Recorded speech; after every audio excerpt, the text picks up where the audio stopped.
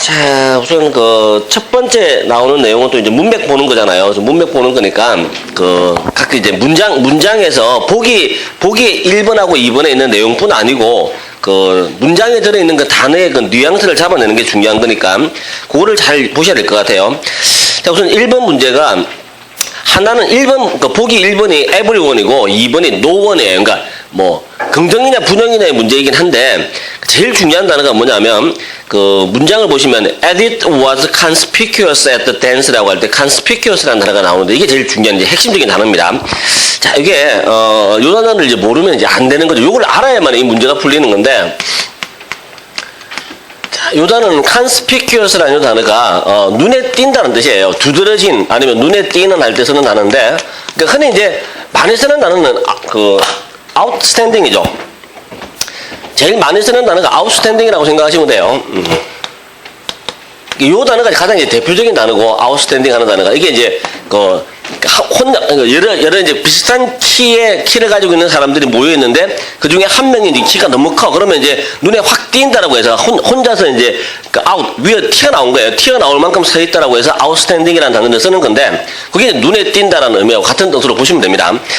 자, 하여튼 에디트라는 친구가 댄스상에서 아주 눈에 띄는 존재였다는 얘기예요. 그리고 이제 almost blah blah noticed 하니까 이제 거의 땡땡인 그녀를 알아차렸다. 눈을 왜 확인했다라는 의미가 되잖아요. 그렇게 되는 거니까 당연히 그 춤추는 곳에서 가장 눈에 띈 사람이니까 당연히 거의 모든 사람들이 이 여자를 봤다라고 하는 게 중요한 거니까 당연히 everyone이 들어가는 게 정답이 되는 거고.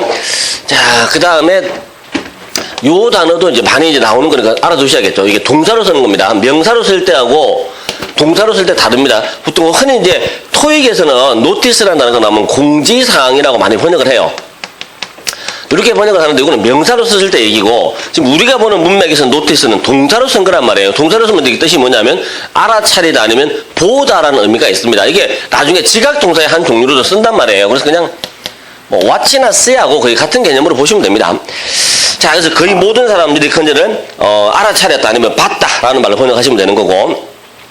자, 2번입니다. 2번이 보기 이제 1번하고 2번은 absent하고 present니까 당연히 결석이냐 출석이냐의 문제란 말이에요. 그러면 이제 문장을 보시면 Janice expects to be blah blah tomorrow예요. 그러니까 제니는 내일 제니스라는 사람이 내일 출석할 것이다 아니면 결석할 것으로 예상된다라는 말이 나왔어요. 자, 그리고 이제 뒤에 따라 붙는 게 unless가 나왔으니까 만약 뭐 하지 않는다면이니까 her call becomes aggravated. 자, 이게 이제 2번 문제에서는 요 단어가 핵심적인 단어죠. 요거를 알고 있나 모르고 있나를 여러분은 묻고 있는 거예요. 그러니까 보기에 나와 있는 absent냐 present냐를 묻고 있는 게 아니고 aggravate라는 단어를 아느냐 모르느냐를 묻는다고 봐야겠죠. 이게 이제 악화되다라는 뜻이란 말이에요. 이렇게 가야 됩니다. 그러면 이제 당연히 그 우리말 의미가 unless가 이제 부정 의미를 가지고 있는 접속사니까 그녀가 가지고 있는 감기가 악화가 되지 않는다면이라고 번역해야겠죠. 악화가 되지 않는다면 당연히 제니스는 내일 뭐 할 거라는 얘기예요. 감기가 악화가 안 되면 당연히 출석을 하겠죠. 그래서 프레젠트가 들어가는 게 정답이 되는 거예요. 자, 그렇게 이제 연결시켜야 되는 거고. 그 다음에 3번. 자, 3번은 이제 이게 보기도 약간은 애매모호합니다. 자, 요 단어가 certain이라는 요 단어가 이게 뜻이 두 가지인데 이게 정말 가끔 영어 단어 중에 이런 게 있어요. 그러니까 아주 유명한 단어 중에 virtual이라는 단어도 이제 마찬가지겠죠. 그러니까 요런 이제 아주 특이한 단어들은 뭐가 좀 문제가 되냐면 분명히 이제 대표적인 의미가 두 개의 의미가 있는데 그 두 개의 의미가 서로 비슷하거나 관련성이 있는 게 아니고 심지어 정반대인 경우가 있습니다. 그게 아주 특이한 케이스인데 그러니까 certain 같은 경우에 뜻이 확실한이라는 뜻이 있어요. 분명히. 이런 뜻도 있는데 비해서 또 불확실하다는 뜻도 있습니다. 그러니까 문맥을 잘 보셔야 돼요. 그러니까 불확실하다는 이 단어는 뭐냐면 보통 이제 어떤이라는 말로 번역하는 경우에 certain이에요. 그러니까 a certain lady 뭐 came to meet you라는 표현이 나왔더라고 하면 그러니까 내가 잘 모르는 어떤 한 여자분이 당신을 만나러 왔었어요라고 할 때 a certain lady라는 말을 쓴단 말이에요. 그럴 경우에 이 certain이라고 하는 게 확실하다는 의미하고 좀 반대의 의미로 쓰여 있으니까 굉장히 특이하게 쓰인 케이스입니다. 자, 그렇게 보셔야 되는 거고. 그다음에 이 단어는 요거는 이제 좀 책에는 안 나오는데 이제 관련된 단어인데, 버추얼 같은 경우에는 보통 이제 여러분들이 많이 알고 있는 버추얼은 이제 가상이라는 의미로 알고 있는 거죠. 버추얼 리얼리티는 아니면 버추얼 스페이스 같은 단어를 이제 많이 쓰는 거니까, 가상 공간이라고 할 때 쓰는 단어니까 이렇게 알려져 있는데, 이게 사전을 보시면 버추얼이라는 단어가 실제라는 뜻이에요. 좀 반대말이죠, 이게. 같은 단어인데, 똑같은 버추얼인데, 문맥에 따라서 실제라는 의미로도 번역이 될 수 있고, 또 하나는 가상이라는 의미로 번역이 될 수 있단 말이에요. 이런 경우는 아주 골치 아파지는 겁니다. 진짜 문맥을 통해서 어떤 의미로 쓰는지를 여러분들이 판단해 나가셔야 되는 거예요. 근데 지금 나와 있는 문장 같은 경우에, I would be more blah blah about my answer예요. 나는, 내가 한 답변에 대해서 더 많이 뭐뭐 하게 될 것이다가 나왔단 말이에요. 만약 뭐 한다면 if it corresponded with the one in the book이에요. 자, 여기서는 이제 요 단어를 묻는 거죠. correspond라는 요 단어를 아셔야 됩니다. 자, 이거는 이제 어원 학습을 하면 이게 CO하고 respond가 들어간 거라고 보시면 돼요. 그러니까 이제 R이 한 번 더 들어간 거는 발음 때문에 들어간 거예요. 그러니까 발음 때문에 이제 R을 한 번 더 쓴 거고, 여러분들이 알고 있는 어원으로 따지면 이게 CO라는 단어, 함께라는 단어죠. 요 단어하고 respond, 답변하다. 이게 같이 나와 있는 거예요. 그래서 보통 이제 함께 답변하다라는 의미로도 쓰는 건데, 이게 함께 답변하다는 의미로 쓰게 되면 뜻이 뭐가 되냐면 서신 왕래를 하다라는 의미가 있어요. 이런 의미로 씁니다. 그래서 내가 일방적으로 상대방한테 편지를 쓴 게 아니고, 내가 편지를 썼는데 상대방이 나한테 답장을 써준 거야. 리스판드를 해준 거예요. 근데 거기에 대해서 또 내가 또 리스판드를 또 해주는 거야. 그렇게 왔다 갔다 하는 거를 코 리스판드라고 얘기를 해요. 그리고 또 이제 가끔은 명사용으로 쓸 때, 이런 의미로 쓸 때 통신원이라는 의미로도 쓰고는 있습니다. 그러니까 이런 식의 이제 의미가 들어가는 거에 비해서 두 번째 의미가 뭐냐면, 이게 일치하다는 의미도 있어요. 문맥을 잘 보셔야 됩니다. 그러니까 내가 쓴 답변하고, 내가 시험장에서 내가 답을 하나 썼어. 답하고 교과서에 나와 있는 답하고 서로 일치한다라고 하는 거를 코리스판드라고도 얘기할 수 있단 말이에요. 자, 문맥상을 봤을 때 우리가 보는 건 2번의 의미입니다.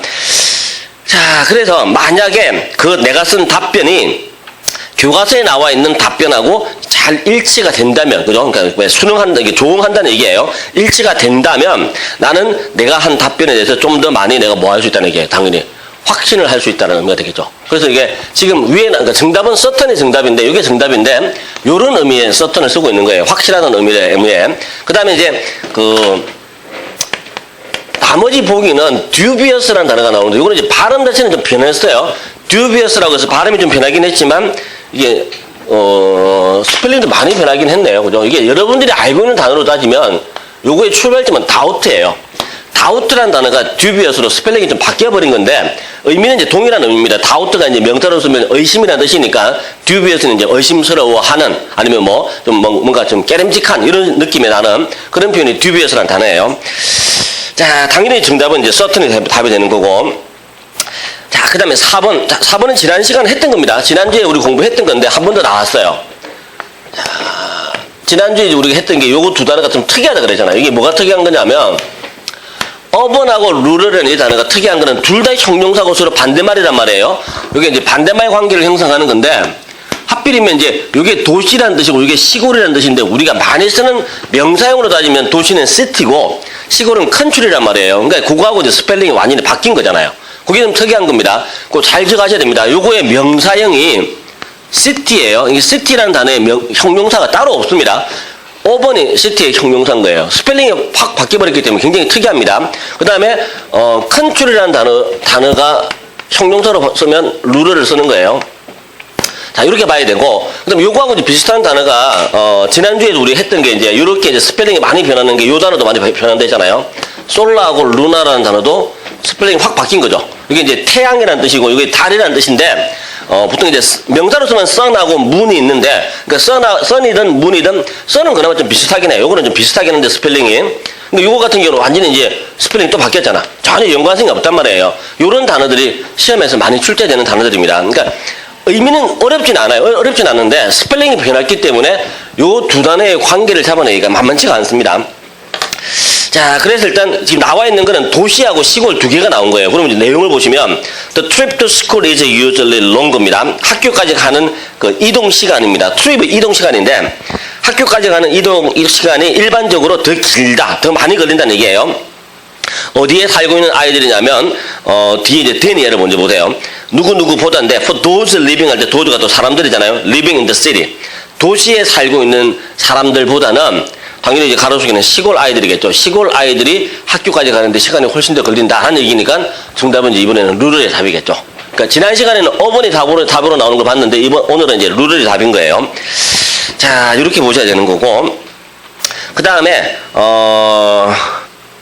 자, 5번은 never하고 always는 너무 쉽죠. 뭐 부정문, 긍정문인데, 자, 나와 있는 표현 중에 보면, 이게 이제 토익에서 굉장히 많이 쓰는 단어인데, hand in이라는 표현하고 give in이라는 표현이에요. 자, 이게 뜻이 같은 겁니다. hand in하고 give in의 뜻이 같은 건데, 이게 제출하다는 뜻이란 말이에요. 그러니까 이걸 기억하셔야 될 때, 뭘 기억하냐면, 제출하다라는 말은 기본적으로 동사 뒤에 in이 나온다라고 하는 거고 기억을 해두세요. 그러니까 단어를 외울 때 수거라든지 아니면 동사구 같은 거 외울 때 많이 쓰는 방법인데 뒤에 그러니까 우리말 의미가 비슷한 경우에는 기본적으로 전치사가 항상은 아니지만 대부분의 경우에 전치사나 부사가 동일한 게 들어갈 가능성이 높습니다. 그래서 여기 나와 있는 물론 이게 hand in이나 give in 할 때 이 in이 사실은 전치사가 아니고 부사로 쓰인 거긴 해요. 그까지 여러분들이 몰라도 돼요. 괜히 뭐 전치사가 맞네 부사가 맞네 따지고 있으면 힘들어지니까 그런 거 생각하지 마시고 우리말 의미가 둘 다 제출하다라는 의미일 때는 앞에 동사를 hand를 쓰든 give를 쓰든 이게 in이 들어가는 순간 제출하다의 의미가 들어간다는 거예요. 이런 느낌을 많이 잡아주셔야 됩니다. 자, 이게 중요한 거고 그 다음에 procrastinate라는 마지막 단어가 제일 어려운 단어죠. 문장의 맨 끝에 있는 겁니다. procrastinate.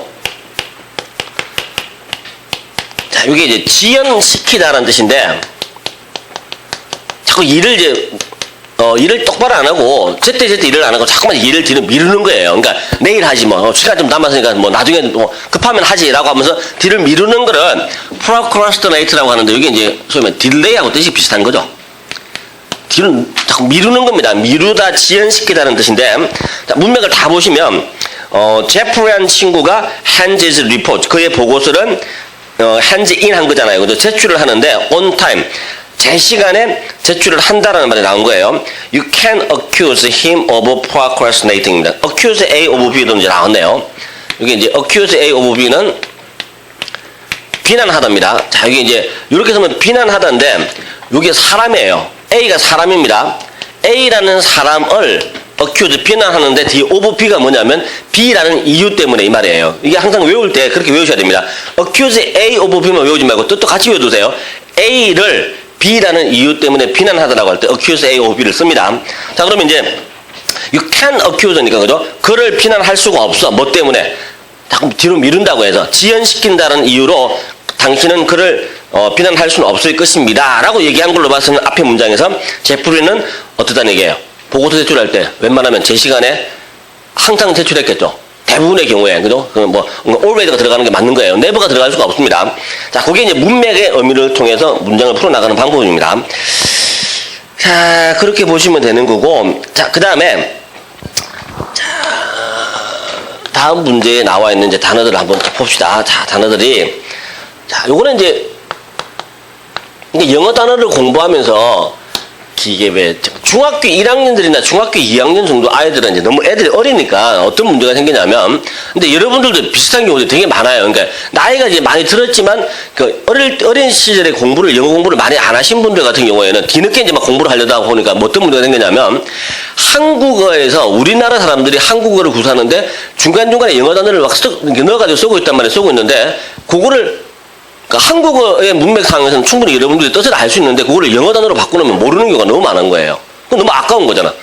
내가 알고 쓰고 있는 단어인데도 불구하고 영어 단어로 제시하면 모르는 경우들이 너무 많은 거예요. 그러니까 뭐 이게 이제 대표적인 경우인데 설마 이거를 모르는 사람들은 아무도 없겠죠. 그죠? 스태미나라는 단어가 우리나라에서는 우리나라 말로도 스태미나라는 말을 쓰는 거니까 그냥 스태미나라고 생각하시면 되는 거예요. 힘이라고 생각하시면 되는 거예요. 이거는. 그러니까 그렇게 가는 건데 괜히 이제 하도 어릴 때부터 제 세대 때문에 여러분들 세대는 그런 경우 많이 없는데 제 세대만 하더라도 어떤 얘기가 있었냐면 유명한 제가 이제 어릴 때 얘기인데 아주 유명한 우리나라에서 내노라는 유명한 영어 선생들이 맨날 TV 같은 데 나와가지고 예능쇼 같은 데 나와가지고 하는 말이 한국 사람들이 쓰는 영어의 제일 큰 문제점은 콩글리시다라고 하면서 맨날 콩글리시 예를 들었단 말이에요. VTR인데 VTR이 맞는데 VCR이 맞는데 VTR이라고 쓴다든지 뭐 등등등 오만 얘기들을 막 다 해요. 그러니까 특히 뭐 백화점에서 세일하는 거 이게 말도 안 되는 소리다. 세일은 판매라는 뜻인데 어떻게 이게 할인 판매라는 의미가 왜 들어가냐 하면서 콩글리시인 것처럼 막 얘기를 했어요. 대표적인 인간이 민병철이라는 인간이 있었는데 그 사람이 맨날 TV 나와서 그따위 얘기를 한 거예요. 그래서 많은 우리 세대 사람들이 콩글리시에 대해서 완전 강박증이 걸릴 정도예요. 콩글리시는 쓰면 안 된다. 말도 안 되는 소리예요. 왜 쓰면 안 돼? 호주 잉글리시는 뭔데요? 뭐 오즈 잉글리시라고 하는 게 있잖아요. 캐네디언 잉글리시도 있고 스코티시 잉글리시도 있고 잉글리시라고 하는 게 영국뿐만 잉글리시가 아니에요. 아메리칸 잉글리시하고 브리티시 잉글리시 다르잖아요. 콩글리시도 영어입니다. 전혀 문제가 안 돼요. 한국에 있는 외국인들은 다 알아듣습니다. 우리 스스로가 이게 뭐 쫄 필요가 없는 거예요. 그리고 정확하게 말하면 여러분들이 한국어 중간중간에 쓰고 있는 영어 단어들 중에 90% 이상은 정확한 영어예요. 문제가 되는 건 10%밖에 안 됩니다. 근데 그 10%에서도 한국에 있는 외국인들은 다 알아들어 준단 말이에요. 그럼 no problem이에요. 아무런 문제가 될 게 없습니다. 그런 거에 대해 신경 쓰시지 마시고, 그러니까 괜히 어떤 영어 단어가 나오는데 우리나라 사람들이 쓰는 단어야라고 하는 게 나왔는데 내가 그게 이제 한국 사람들이 많이 쓰는 단어는 무조건 틀린 거야라는 생각 때문에 내가 알고 있는 그 뜻이 아닐 거야라고 생각하는 건 굉장히 위험한 발상인 거예요. 무조건 같은 뜻이라고 생각하고 밀어붙여 버리세요. 그게 훨씬 낫습니다. 근데 대표적인 게 세일이라는 이 단어가 제가 어릴 때만 하더라도 분명히 민병철 그분이 이제 맨날 TV에 나와가지고 하는 얘기가 이게 판매라는 뜻이지 이거는 할인 판매가 아니다라고 맨날 얘기를 했단 말이에요. 근데 실제로 보니까 어때요? 해보니까 세일이 할인 판매예요. 그냥 판매야. 할인 판매도 되죠. 문맥에 따라서 왔다 갔다 하는 거예요. 두 가지 의미를 다 쓰이는 겁니다. 그러니까 민병철 지가 몰랐던가.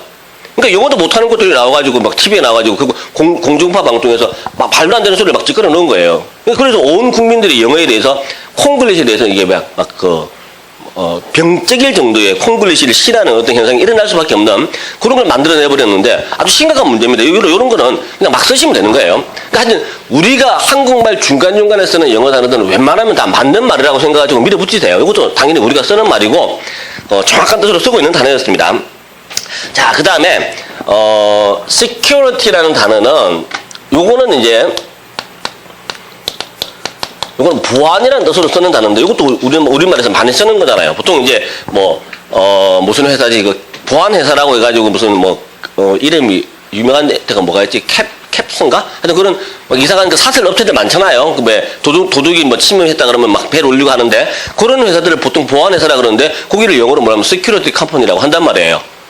우리말에서 쓰는 겁니다. 땡땡 시큐리티라는 말을 우리말 회사명에다가 땡땡 시큐리티라는 말을 쓸 거예요. 그러면 그 시큐리티라는 단어가 보안이라는 의미로 생각을 하시면 되는 거예요. 그러니까 제대로 쓰고 있는 거죠. 우리말에서 많이 쓰는 단어입니다. 자, 그 다음에 세 번째 단어가 좀 어려워요. 자, 이거는 이제 조금 단어가 좀 어려운데 이게 요즘은 잘 안 씁니다. belligerently라는 이 단어가 자, 이게 이제 호전적이라는 뜻인데 전쟁을 좋아한다는 얘기겠죠. 아니면 이제 조금 이제 호전적이라고 하는 말의 느낌은 이제 막 아무것도 아닌 거지. 안 싸워도 되는 일인데 굳이 상대방한테 막 싸움을 건다든지 아니면 시비를 건다든지 할 때 호전적이다라는 말을 쓰는 건데 요 단어가 이게 이제 불어에서 나온 거예요. 이거는 불어에서 나온 건데 이 벨이라는 요 단어가 전쟁이라는 뜻이 있다 그래요. 그러니까 우리는 모르는 거죠. 그러니까 아무리 영어 단어를 공부를 많이 해도 BEL이라는 이 단어가 전쟁이라는 의미로 쓰는 단어가 우리가 기억하는 단어가 몇 개 없다 보니까 거의 없어요. 없다 보니까 이게 전쟁인지 아닌지 우리는 모르는데 그러니까 학자들이 하는 말에 의하면 이 벨이라는 단어가 원래 불어에서 나온 단어고 이게 전쟁이라는 의미를 가지고 있다 그래요. 그래서 벨리지런리가 전쟁을 좋아하는 호전적이다 아니면 좀 전투적이다라는 의미로 쓰는 단어라 그럽니다. 자, 그럴 때 쓰는 단어고, 그 다음에, immaculate이라는 이 단어도, 이거는 많이 쓰는 단어죠. 이거는 이제 반대말을 만들어주는 IM이 들어갔습니다. 이거 반대말을 만들어주는 거예요. 그러니까, maculate이라는 이 단어가 아주 철저한, 이제 철저한 게 아니고, 흠이 많은, 아니, 결함이 많은 하는 뜻이에요. 근데 앞에 IM이 들어가가지고 전혀 결함이 없는이라는 의미로 반대말을 바꾸는 거란 말이에요. 그래서 무결점이라는 말로 번역하시면 돼요, 이게. 무결점을 이제 얘기할 때, 이렇게 immaculate이라는 말을 씁니다. 자, 그 다음에, 앞에서 나왔던 단어가 이제 나오네요. inconspicuously. 자, 요런 거는 놓치시면 안 되는 거예요. 앞에서 오늘 이제 우리 금방 첫 번째 단어가 여기 했단 말이에요. conspicuous라는 이 단어를 처음에 했잖아요. 첫 번째 배운 단어가 이 단어입니다. 이 단어에서 앞에 IM만 들어간 거예요. 그러니까 반대말을 만들어주는 거잖아요. 그럼 당연히 conspicuous가 눈에 띈다라고 했으니까 inconspicuous를 하면 눈에 띄지 않게라는 얘기죠. 남들 눈에 안 보이고 아주 평범한 거, 두드러진 게 전혀 없는 거, 그걸 말할 때 inconspicuous라는 말을 쓴 겁니다. 자, 그 다음에 prodigious라는 단어는, 자, 요거는 이제 원래 뜻은 prodigal에서 나온 거예요. 이 단어가 여기서부터 출발한 건데, 이게 prodigal이 뭐냐면 이게 왜 그 천재를 뭐라 그러지? 왜 어린 꼬마인데 아주 천재 같은 애가 있는데 근데 애가 좀 못됐어. 그걸 우리말로 뭐라 그러죠 이게? 그냥 천재가 아니고 탕자는 또 다른데 탕자라는 뜻도 있어요. 왜 그 성경책에 보면 이제 돌아온 탕자의 얘기 이렇게 할 때 프로디걸 쓴단 말이에요. 그러니까 어린 놈인데 너무 똑똑해. 근데 애가 애 어른이야. 지금 재수 없어. 이런 경우에 쓰는 단어가 프로디걸이라는 단어 쓰는 거예요. 근데 우리말로 이거 뭐라 천재 말고 찾아보세요 나중에. 제가 말하는 게 어떤 느낌인지 아시겠죠? 그냥 지니어스하고 달라요. 지니어스는 정말 똑똑한 애들인데 프로디걸은 그 옛날에 그 아마데우스라는 영화에 보면 너무 옛날 영화라서 여러분들 안 봤겠지만 아마데우스에 보면 그 5살짜리 꼬마가 그 모차르트가 5살 때입니다. 꼬마가 그 아주 이제 뭐 그 장난스럽게 피아노를 치는데 어른들이 봐도 기가 찰 정도로 뭐 너무 장난스럽게 피아노를 치는 거야. 근데 너무 잘 쳐. 재수 없는 거지. 뭐 그런 애들 보고 이제 프로디글을 한단 말이에요. 그런 이제 천재들 보고 그렇게 쓰는 건데 여기서는 약간 뜻이 바뀌었습니다. 그래서 형용사로 쓰면 prodigious라고 하면 크기가 아주 큰 거, 엄청난 거, 거대한 거 이런 느낌이 나야 돼요. 물론 이제 원래 이 단어는 뭐 아주 뛰어난 아주 재수 없는 그런 천재들을 말할 때 prodigal이라는 단어를 쓰긴 쓰는데 prodigious하고 뜻이 약간은 변한 것 같아요. 근데 느낌 자체는 굉장히 거대하고 우리 감히 범접할 수 없는 느낌 그런 느낌이 나는 단어가 prodigious입니다. 자, 그런 거고, 그 다음에, jeopardize는 이제, 이거는 이제 좀 쉽죠. jeopard이라는 단어가 그나마 이제 많이 쓰는 단어니까, 이게 명사입니다. 이게 이제 명사고, jeopardize라고 하면 이제 동사로 바뀐 거겠죠. 동사로 바꾼 건데, 이게 위험이라는 뜻이에요. 대인자고 뜻이 같습니다. jeopard이라는 단어가. 그럼 당연히 이제, jeopardize라고 동사로 바꿨으니까 위험에 빠뜨리다. 이렇게 번역할 수 있단 말이에요. 자, 그 정도만 잡아주시면 되는 거고, 그 다음에 디스펠. 자, 이것도 이제 워낙 우리가 많이 했던 단어입니다. 디스펠 같은 경우에는 이제 많이 다뤘던 단어이긴 이 단어를 다룬 건 아니고 앞에 DIS가 들어가는 거는 전부 다 부정적인 뉘앙스나 아니면 파괴적인 뉘앙스가 나야 된다는 얘기를 워낙 우리 수업 때 많이 했으니까 그대로 가시면 돼요. 그러니까 뭔가 좋지 않은 느낌인 거는 분명한 사실인 거예요. 근데 정확하게 사전을 이제 찾아보시면 이게 내쫓다는 뜻이에요. 예를 들어서 뭐 그러니까 달세를 살고 있는 세입자가 뭐 월세를 안 내면 이제 몇 달 이상 밀리면 주인 입장에 어쩔 수 없이 내쫓을 수가 없잖아요. 그럴 때 이제 디스펠이라는 단어를 쓸 수가 있습니다. 자, 그런 경우고, 그 다음에, 자, 밑에 줄에 objective, 요 단어가 이제 중요한 단어예요. 자, 요거는 토익에서 진짜 많이 쓰는 단어인데, 이거 잘 기억하셔야 됩니다. objective라는 요 단어가 여러분들이 알고 있는 objective는 형용사예요. 형용사로 쓴 거고 이거는 쉽죠. 객관적인 할 때 쓰는 거니까 그렇게 어려운 단어가 아니에요. 근데 이게 토익에서는 뭘로 쓰이냐면 명사로 쓰입니다. objective라는 단어가 명사로 쓰일 건데 여러분 이제 뜻이 완전히 달라지는 거죠. 객관이 아니고 뭘로 바뀌는 거예요. objective가. 이게 목적이라는 뜻으로 바뀌게 됩니다. 굉장히 중요한 단어예요. 많이 나올 겁니다. 독해하다 보면. objective가 명사로 쓰이면 목적을 나타낼 때 씁니다. 보통 이제 이력서 쓸 때 외국 사람들이 이제 이력서 쓸 때는 어떻게 쓰냐면 맨 앞에다가 이력서 메뉴에다가 objective라는 단어를 쓰게 되어 있어요. objective하고 땡땡 이렇게 할 건데 뭐 예를 들면 이력서인데도 불구하고 이런 단어가 나와. objective 땡땡 to get a position 이렇게 나올 거란 말이에요. 이게 무슨 말이냐면 내가 이 이력서를 당신 회사에 제출하는 목적이라는 뜻이에요. 목적이 뭐냐면 to get a position이야. 자리를 하나 잡기 위해서 이런 뜻이에요. 그런 식으로 씁니다. 그러니까 우리하고는 이력서 쓰는 방식이 다르기 때문에 얘들은 항상 이력서에 이런 단어를 쓴단 말이에요. objective가 목적이라는 의미로 쓰는 거고. 자, 그 다음에 retain은 유지하다는 뜻이에요. 요거는 유지하다. 이거 많이 쓰는 단어죠. 이거는 아주 기본 동사고 요렇게 가야 되고 그 다음에 alternative는 이제 우리도 이게 뭐 한국말에서도 많이 쓰는 단어죠. alternative 대안. 자, 요 두 단어가 공통점이 뭔가 같아요? 요 단어하고 요 단어의 공통점이 스펠링이 IVE로 끝났습니다.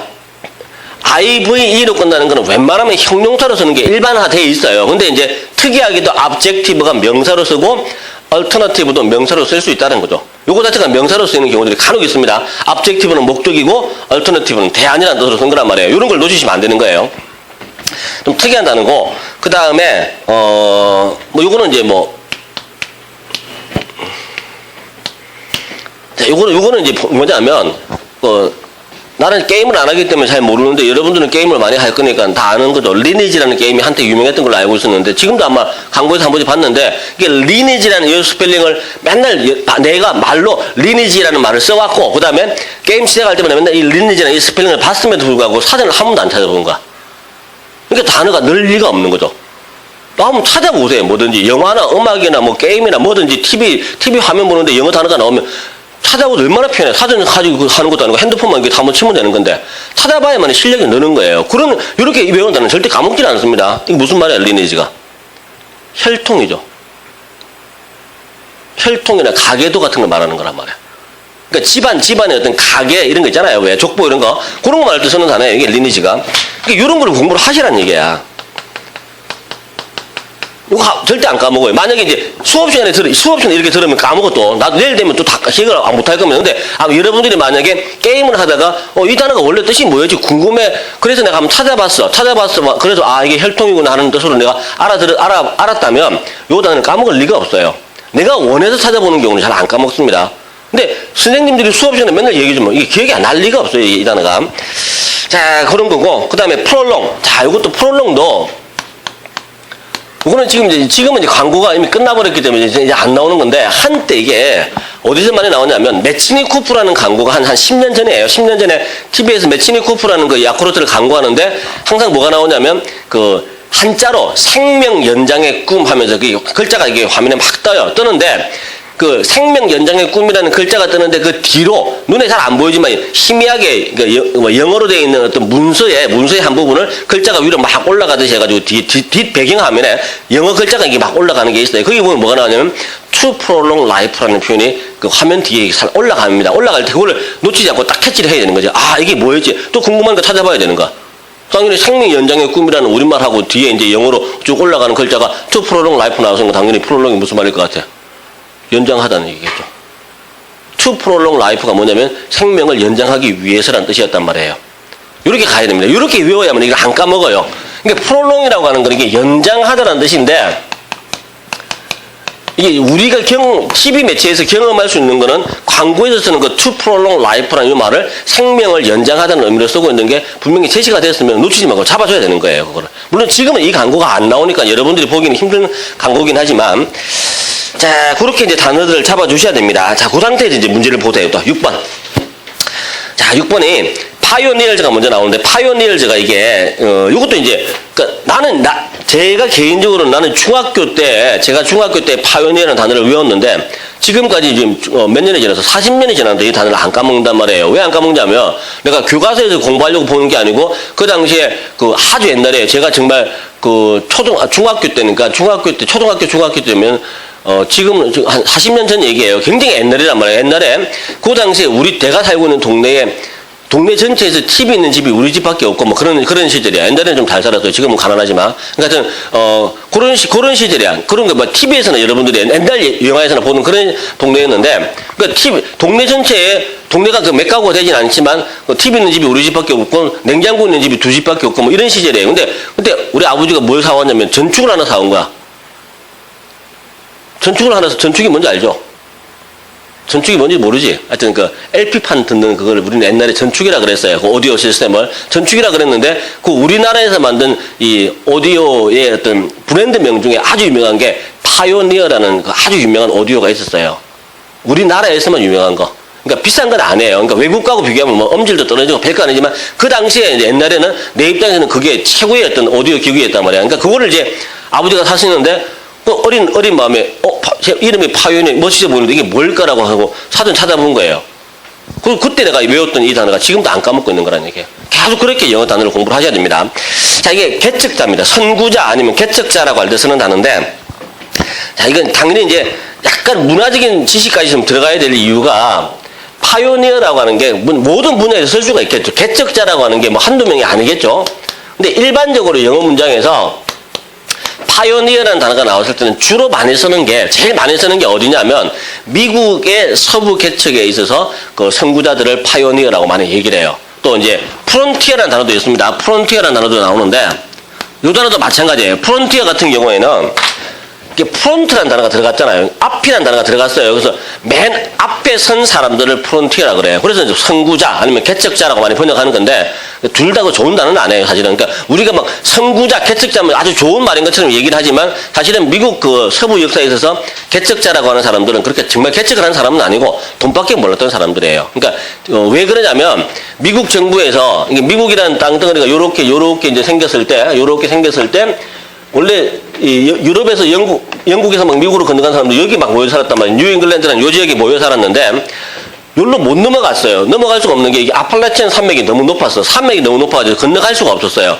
거기다가 힘들게 막 올라간다 하더라도 또 이렇게 그냥 아메리칸 네이티브들, 인디언이라고 하는 사람들, 그 사람들이 자기 땅인데 순순히 내줄 리가 없죠. 그러니까 막 저항이 너무 심했단 말이에요. 그러다 보니까 이제 여기로 넘어가지를 못하고 그 엄청나게 큰 땅을 놀리고 있는 중이야. 미국 정부가 봤을 때는 놀리고 있는 중이니까 미국 정부에서 뭘 얘기를 하냐면 유럽에다가 신문 광고를 내는데 미국 땅으로 건너와가지고 1년간만 울타리 치고 농사를 지으면 그 땅을 당신들 땅으로 해주겠다. 부동산 등기를 해주겠다라고 약속을 합니다. 말도 안 되는 법이죠.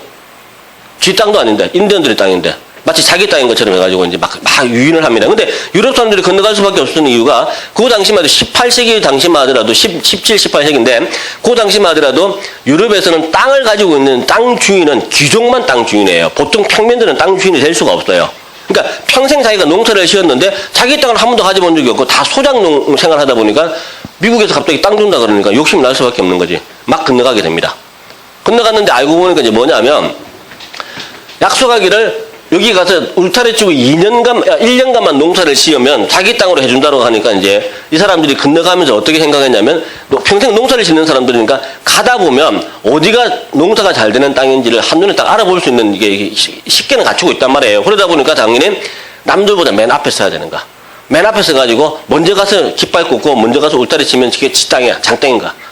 그러니까 목숨 걸고 가는 거예요. 근데 이제 맨 앞에 섰을 때는 뭐가 문제냐면 당연히 인디언들이 가만히 안 있을 거니까 자기 목숨 내놓고 가는 거잖아요. 근데 지 혼자 가는 거냐면 그것도 아니야. 가족들 다 데리고 간단 말이야. 그러니까 이게 미친 것들이에요. 그 땅이라고 하는 거에 대해서 그 욕심, 물질적인 욕심 때문에 자기 가족들을 사지로 내모르는 사람들이에요. 그 사람들이 프론티어고 파이오니어예요. 물론 안 죽고 살아남았을 때는 자기한테 쏘러는 대가가 너무 큰 거지. 그것 때문에 미친 듯이 막 갑니다. 그래서 그 사람들을 보고 이제 프론티어라고 하는 거예요. 프론트 맨 앞에 서는 사람이라고 해서 그렇게 부르는 건데 좋게 볼 만한 건 아닌 것 같고 하여튼 근데 어쨌거나 우리말로는 뭐 개척자, 선구자 뭐 이렇게 번역합니다. 자, 이런 이제 단어가 되는 거고 그래서 6번 문제가 the pioneers who lived through the first bitter winters in the rugged wilderness. 이게 미국을 얘기하는 거예요. 그러니까 rugged wilderness가 울퉁불퉁한 야생지대인데 아주 울퉁불퉁한 야생지대에 아주 혹독한이죠. 비트라고 하는 게 이제 약을 먹을 때 썬맛이 난다 할 때 비트라는 말을 쓰는데 그래서 비터 윈터즈라고 하는 혹독한 겨울입니다. 혹독한 겨울을 무사히 잘 살아남은 그 개척자들입니다. 개척자들은 must have had remarkable 땡땡땡입니다. must have PP니까 였음에 틀림없다라는 번역이 되겠죠. 였음에 틀림 뭐냐면 정말 두드러진 눈에 띌 만큼 엄청난 그런 스태미나를 가지고 있었음에 틀림없었어. 정말 체력이 강했음에 틀림없었어. 그러니까 거기를 살아남은 거겠지라고 얘기를 하는 겁니다. 자, 그리고 이제 remarkable이 나왔으니까 이거하고 또 관련된 단어예요. conspicuous, outstanding 여기 remarkable 같이 집어넣으세요. 다 같이 뜻이 같은 겁니다. 요거는 왜 뜻이 같은 거냐면 리마크라는 이 단어 자체가 원래 비고란 왜 도표 같은 거 만들 때 비고란 있잖아요. 그걸 리마크라고 얘기를 하는 건데 아니면 이제 언급하다는 말도 있어요. 그러니까 내가 누군가에게 뭐 특별하게 따로 언급할 만한 가치가 있는 거를 리마크블이라 그런단 말이에요. 그래서 당연히 두드러진 탁월한 이렇게 번역한 겁니다. 자, 하여튼 그런 느낌이 나는 거고 그 다음에 7번은요. 자, when I asked your brother to stop shouting, 내가 당신 동생한테 소리 좀 그만 쳐 라고 부탁을 했을 때입니다. 부탁을 했을 때 그 동생이 말하기를 You'd better mind your own business. 네 일이나 잘해. 이거 정말 많이 쓰는 거죠. 그러니까 미국 애들이 정말 좋아하는 말 중에 하나가 mind your own business인데 이게 네 일이나 잘해라는 뜻입니다. 남 일 신경 쓰지 말고 니나 잘해라고 할 때 쓰는 표현이고. 자, 그렇게 말을 하더라. I was so surprised. 내가 정말 놀랐다는 얘기죠. 왜 놀랐냐면 he answered me. 그 친구 동생이라고 하는 애가 나한테 말대답을 하는데 어떻게 말대답했다는 얘기야. 이렇게 땡땡하게 말대답해서 내가 너무 놀랐다는 얘기예요. 그러니까 나와 있는 이 단어들 중에서입니다. 이 단어들 중에서는 당연히 이 단어가 제일 어울리겠죠. 발레전런디. 그죠? 호전적으로 막 싸울 듯이 나한테 막 대들듯이 이렇게 얘기하더라는 얘기예요. 자, 친구 동생인데 나한테 이렇게 얘기하니까 놀랄 수밖에 없었다라고 보는 거고. 그 다음에 8번은요, savings banks라고 하는 거는 일반 은행을 말합니다. 저축은행이라고 보통 우리가 많이 번역하는데, 그러니까 소위 시중은행을 savings banks라고 그래요. 시중은행들은 pay an attractive rate of interest. 아주 매력적인 이자율이죠. rate of interest가 이자율이에요. 이자율을 우리에게 지급해준다. 그리고 provide, 제공해주는데, 땡땡 against debt. debt가 이제 절도란 말이에요. 그러니까 남들의 내 돈을 훔쳐가는 거에 대항해서 땡땡을 은행들이 제공해준다라고 했으니까 당연히 보안을 제공해주는 거죠. 안전하게 돈을 지켜주는 역할을 하는 거잖아요. 그래서 security라는 단어가 들어가는 게 맞는 겁니다. 자, 그 다음에 9번 entering late입니다. 늦게 들어왔던 주디는 늦게 들어왔기 때문에 주디가 try to take a seat. 자기 자리에 앉으려고 애를 썼는데 자, 땡땡하게 자리에 앉으려고 애를 쓴 거예요. 하지만 선생님이 결국 그녀를 보고 말았다. 노티스가 또 보다는 뜻이니까. 자, 그렇게 번역하시면 되는데, 당연히 이제 아무도 모르게 뒤에 살짝 들어가서 앉으려고 했는데, 들키고 말았다는 얘기잖아요. 그러면 요 단어가 답이겠죠. 눈에 띄지 않게. inconspicuously. 이게 들어갈 수밖에 없는 상황이에요. 나와 있는 단어들 중에서는. 자, 그 다음에 10번입니다. 10번이, Mrs. Ross was annoyed. 짜증이 났다는 얘기죠. 자, 미세스 로스는 자, 이게 앞에서 이게 나중에 우리 문법 시간에 배울 건 미리 좀 땡겨서 합시다.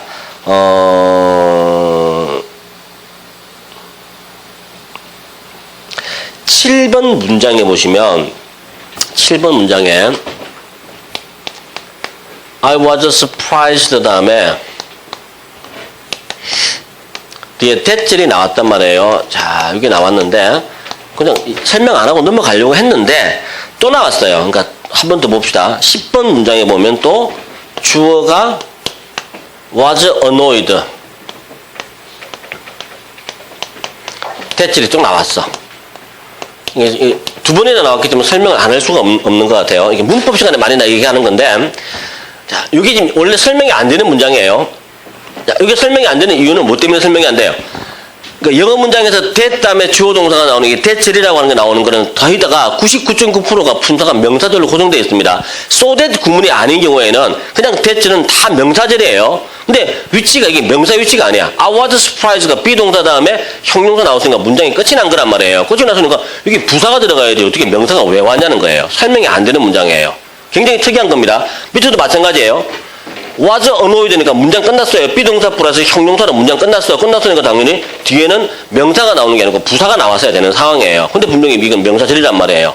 이게 설명이 안 되는 건데, 자, 이거 나중에 많이 얘기 나올 건데 미리 외워두세요. 비동사 다음에 형용사 내지는 pp를 쓰고 뒤에 전치사 플러스 명사가 들어가는 게 일반적으로 이제 우리가 많이 외우는 수거 구문이죠. surprise 같은 경우는 be surprised 다음에 뒤에 들어가는 전치사가 원래 at이었단 말이에요. be surprised at이라고 쓰는 게 맞습니다. 맞는데, 근데 이상하게 요 형태들입니다. 비동사 다음에 형용사나 pp 쓰고 전치사 플러스 명사가 나오는 경우에는 요거를 대절로 그냥 바꿔 써도 됩니다. 이유는 없습니다. 외워야 돼요, 그냥. 왜 이렇게 씁니까? 하면 나도 설명을 못해요. 이건 할 수가 없습니다. 아무도 설명할 수 있는 게 아닙니다. 근데 괜히 이제 다른 동영상 강의 듣다 보면 어떤 영어 선생님들은 뭐라고 하냐면 대절을 목적으로 취하기도 하는, 가끔 취하기도 하는 형용사들이 있다라고 얘기를 하는데 그런 게 어디 있어요? 형용사가 어떻게 목적으로 취해? 말도 안 되는 난센스예요. 어거지예요, 어거지. 설명을 못한다고 얘기하면 될 건데 설명 못하는 거에 대해서 이 사람들은 미친 듯이 강박이 돼 있는 사람들이야. 영어 선생들은. 그러니까 바보들이에요. 왜 그런 말도 안 되는 짓을 하는지 모르겠는데 설명 안 되는 거 많습니다. 문법으로 설명 안 되는 게 한두 개가 아니에요. 그냥 관례입니다. 관례. 용례라는 거예요. 미국 애들이 영어를 잘 바꿔버린 거예요. 그냥 자기들 편한 대로. 그런 식의 개념이기 때문에 그냥 외워두세요. 비동사 다음에 형용사가 나왔을 때는 전치사 플러스 명사를 대절로 바꿔 쓰기도 하고 심지어 to 부정사로 바꿔 쓰기도 합니다. 요 세 가지가 똑같은 형태예요. be 플러스 형용사다 하면 이렇게 세 가지가 다 나올 수 있습니다. 그래서 대표적인 예가 그 중학교 영어로 따지면 I'm sorry 같은 걸 생각하시면 돼요. 원래 중학교 영어에서 I'm sorry 다음에는 전치사 for가 나오는 걸 외웠던 거예요. be sorry for라고 외운 거예요. 근데 분명히 고등학교 이상의 영어에서는 뭐라고 하냐면 늦게 와서 죄송합니다라고 할 때 I'm sorry, I'm late라는 표현을 쓴단 말이에요. for는 사라졌어. 모두 없어진 거야 갑자기. I'm sorry, I'm late라는 표현에서 당연히 중간에 뭐가 있었는데 뺀 거예요. 대시 있었는데 뺐겠죠. 그러니까 for 대신에 대리야로 바꿔놓은 거예요.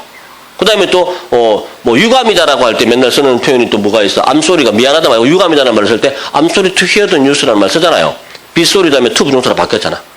늘 이렇게 바뀝니다. 수그라고 쭈그라고 외우긴 외웠는데 그 수그가 끝이 아니에요. 그러니까 수그라고 하는 거는 원래 미국에서는 쓰지도 않는 겁니다.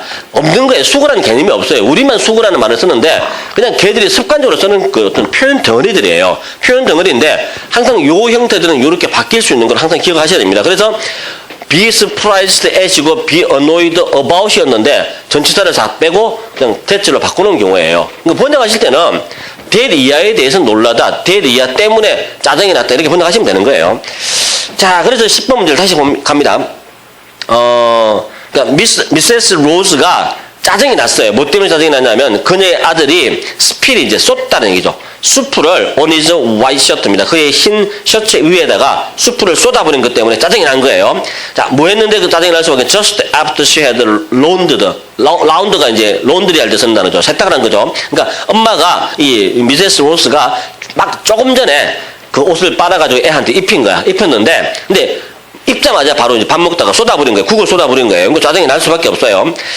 자, 그런 얘기고. 그래서, 어떻게 어떻게 지금 세탁을 했냐, 이 문제인데, she had laundered it. 그 셔츠를 빨아서, 어떻게 빨았냐면, so 땡땡땡 하게. 너무 뭐뭐 하게, 금방 딱 빨았는데, 갑자기 얘가 쏟아버렸다. 그래서 짜증이 난 거예요. 그럼 당연히 들어갈 수 있는 단어는, 여기서 우리가 다룬 단어 중에서입니다. 다룬 단어 중에서는, 요거죠.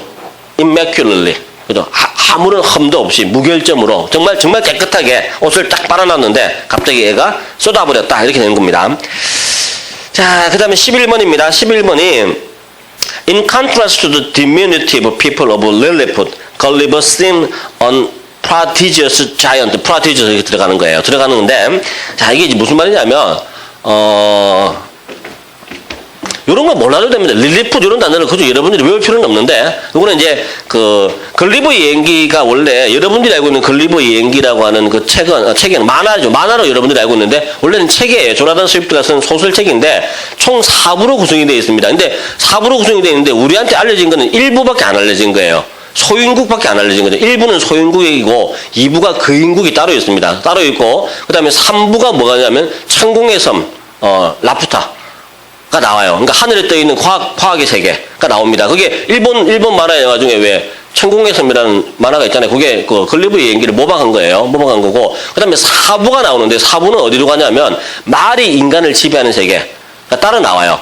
거기서 이제 말이 인간을 지배하는데 그 말은 아주 세련된 사람들고 언어도 쓰고 옷도 입고 있고 굉장히 이제 지성적인 사람들이에요. 그걸 이름을 뭐라고 하면 휘넘이라 그래요. 소설에서 휘넘이라 그러는데 거기 나오는 인간들은 말을 섬기는 하인들이에요. 말도 못하고 그다음에 옷도 안 입고 있고 그다음에 그 이성적인 행동은 전혀 보이지 않고 동물 그 자체야. 말도 못하고 그게 인간들의 모습이에요. 거기 그 동네에서는. 근데 그 인간을 이름을 뭐라고 붙이냐면 그 글리버 연기에 나오는 그 인간의 이름이 야후예요. 그 포털 사이트 이름 야후가 그런 의미의 야후예요. 그 스펠링 그대로 쓰고 있습니다. 하여튼 아주 유명한 얘기들인데 그렇게 4부로 구성이 되어 있어요. 4부로 구성이 되어 있는데 그 중에 이제 우리가 알고 있는 일부입니다. 릴리풋이 일부에 있는 소윤국이에요. 소윤국은 이름이 이제 릴리풋인데 다시 봅시다. 자, 그러니까 디뮤니티브가 이게 작다란 뜻이에요. 그러니까 소인이지 아주 작은 사람들입니다. 릴리풋이 살고 있는 작은 소인들과는 대조적으로 글리버라는 인간은 그 소인들 입장에서는 뭐처럼 보인다는 게 아주 거대한 거인처럼 보였을 것이다라는 얘기란 말이에요. 그럴 때 이제 거대하다는 의미로 쓴 거니까 요 단어가 들어가야 된다는 얘기예요. 이게 원래 이게 천재라는 의미에서부터 나온 거지만 사실은 형용사로 쓰면 이게 크다라는 의미로 많이 쓰는 단어이기 때문에 prodigious라는 단어가 들어간 게 정답이 됩니다. 자, 그 다음에 12번은 The emperor가 이게 황제예요. 황제. claiming to be a descendant. 이것도 유명한 단어죠. 자, descendant라는 단어가 ant가 들어가면 사람을 나타냅니다. 어떤 특정 단어에 내가 ant를 붙이거나 ent를 붙이면 다 사람을 나타내는데, 그러니까 descend예요. descend라는 단어에다가 ant를 붙였다고 보시면 됩니다. 그러면 descend가 뭔지를 알아야 되는데, ascend하고 descend를 구분해야 되는데, ascend가 위로 올라가는 거예요. 올라가는 거고, descend는 밑으로 내려가다는 뜻이에요. 그래서 보통 내려간 사람이라고 이제 번역하는 건데, 이게 후손이라는 뜻이에요. descendant가 후손이라는 뜻으로 많이 쓰는 단어입니다. 자, 그래서 결국 얘기가 그 황제는 솔로몬 왕하고 쉐바의 여왕, 솔로몬하고 쉐바 사이에서 태어난 나는 후손이다라고 주장하고 있는 그 황제는 is exceptionally proud of his 당연히 lineage가 되겠죠. 혈통. 자신의 혈통에 대해서 굉장히 자랑스러워했다는 얘기예요. 왜? 자기 아버지, 자기 조상이 킹 솔로몬이니까. 거기다가 쉐바의 여왕도 되게 유명한 사람이란 말이에요. 퀸 오브 쉐바가 자기 또 모계 쪽에 어떤 혈통이다라고 얘기를 한 겁니다. 자, 그런 식이고, 그 다음에 이제 여러분들이 또 놓치시면 안 되는 게, 이것도 우리 수업 때마다 많이 얘기했던 겁니다. 요 단어는 정확하게 기억하셔야 됩니다. exceptional이라는 요 단어가 그 사전적 의미는 예외적인입니다. 예외적인인데 늘 이제 했던 얘기예요. 그죠? 그러니까 우리말에서 예외적인 거는 부정적인 뉘앙스가 있지만 미국 사람들한테 예외적인 거는 어떤 느낌이라 그랬어요? 굉장히 뛰어나고 좋은 거, 긍정적인 느낌. 그러니까 남들은 다 평균인데 나 혼자만 평균 이상인가? 그걸 exception이라고 하는 거예요. 그래서 어떤 식당에 갔는데 그 식당 음식 맛이 너무 좋더라라고 할 때 exceptional quality of food라고 한단 말이에요. 그럴 때 이제 예외적일 정도의 그런 음식의 질이다라고 하는 거는 굉장히 좋았다는 얘기예요. exceptional 서비스가 뛰어났다라고 하면 exceptional 서비스라는 말을 쓰면 예외적인 서비스라고 번역하는 거 하지만 여러분들이 받아들일 때는 굉장히 뛰어난 서비스다라고 받아들이셔야 되는 거예요. 자, 그럴 때 쓰는 단어들이다라고 봐두셔야 되는 거고, 어쨌거나 여기서 exceptionally proud of니까 예외적인 만큼 정말 대단하게 자랑스러워 하더라는 얘기예요.